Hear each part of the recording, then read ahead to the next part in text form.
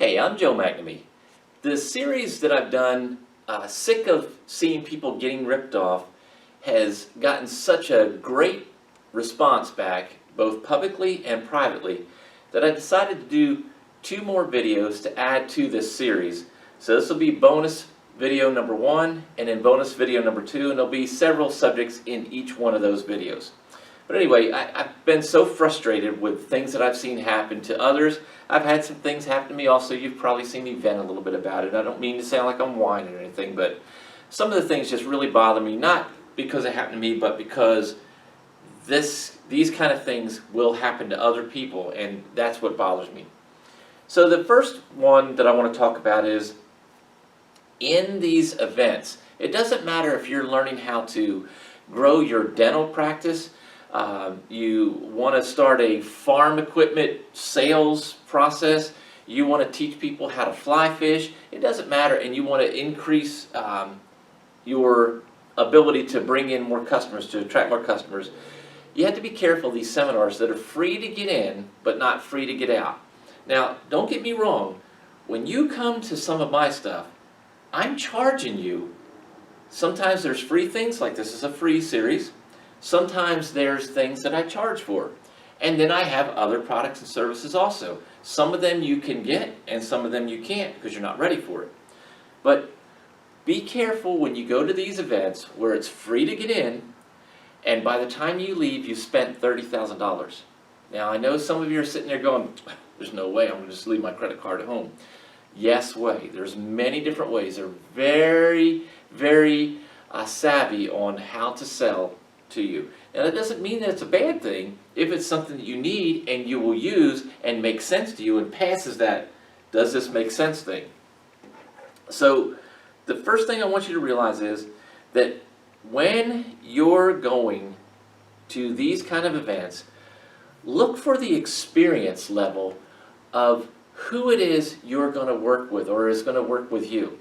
So if you're seeing someone on stage and they're showing all this experience, or maybe they're making up all this experience, are you working with that person?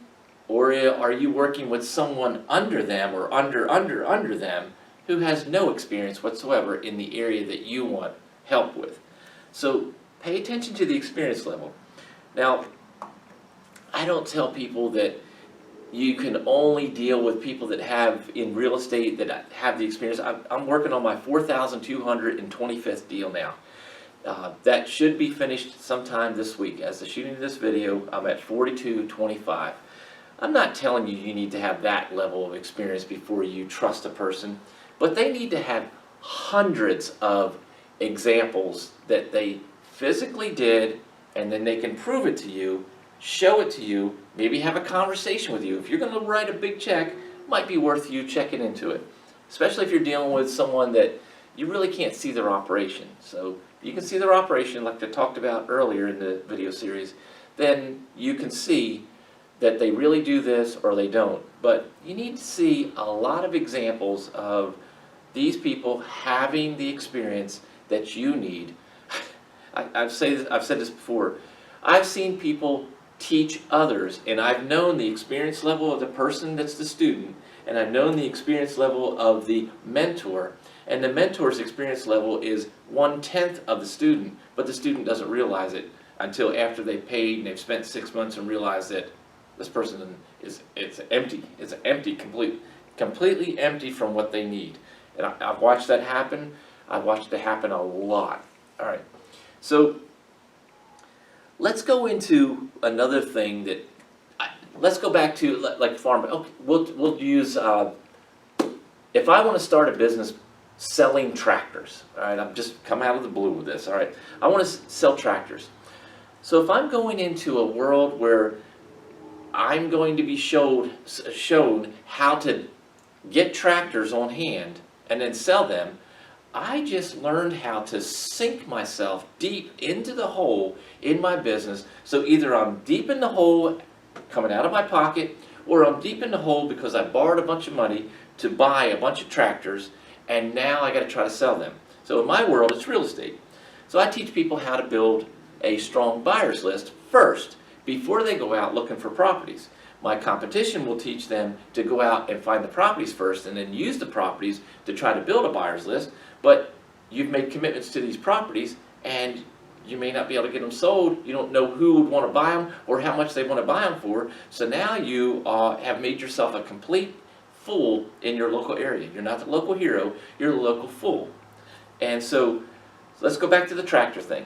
So if I wanted to start a tractor business where I'm going to sell tractors, then I can find a manufacturer who's going to make them. Let's say that I decide to go overseas and I want to get them made really inexpensive. Let's say I decide to go to China. I don't care whether you want to build in America and all that kind of stuff. I'm just using this as an example. So I find out what they're going to cost, and I find out several different sizes that I know that my customers would want based on what they already have, others have in my local area.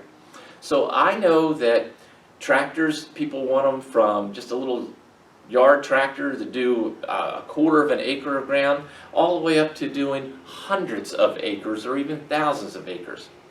So I figure out the types of tractors that are necessary. Then I start the business by marketing out there who would like to buy a tractor at this size and this price. If you would come in, we're going to put together a plan that makes it easy for you to buy tractors, and you're going to tell me which one you're interested in, or if you're interested in several, by me showing pictures, by me showing a catalog, by me showing an order book. So then they choose what tractors they want, then they put a deposit down, and I get multiple deposits, and then I go and place an order. I place an order for the tractors come in, they're already pre-sold, and the customer already has skin in the game before I order it. Now you've seen that a million times. You just may never have thought of starting your business that way. You may have thought that every business should start with buying an inventory, sticking it on hand, and letting it collect dust while they're trying to sell it. That's not what you want to do. So if you're out there in events learning how to acquire properties, but they're not making it more important and quicker and ahead of time, finding the buyers first before you find the properties, then it's a big red flag. That's a huge red flag, and that's what most of my competition does. So watch that one. Another area is, are there people, other organizations that trust this business? So if you're looking at someone, do they have a strong reputation? And we've talked about Better Business Bureau and U.S. Chamber of Commerce and all these other organizations where an arbitrator can be appointed if there's a problem. But what about other legitimate companies, banks, real estate firms, mortgage brokers, credit repair companies, insurance companies? What about other businesses that do business with this company on a daily or weekly or monthly basis? What about attorneys? These are other companies that are already established that either do or do not trust that business that you're looking at learning from.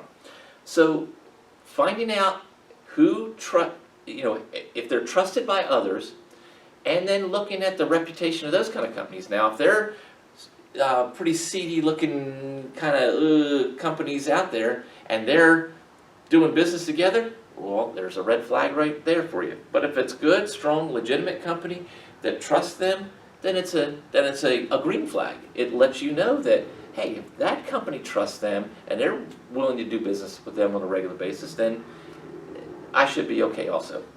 Okay, so there's just a little bit of food for thought there for you on this bonus video number 1.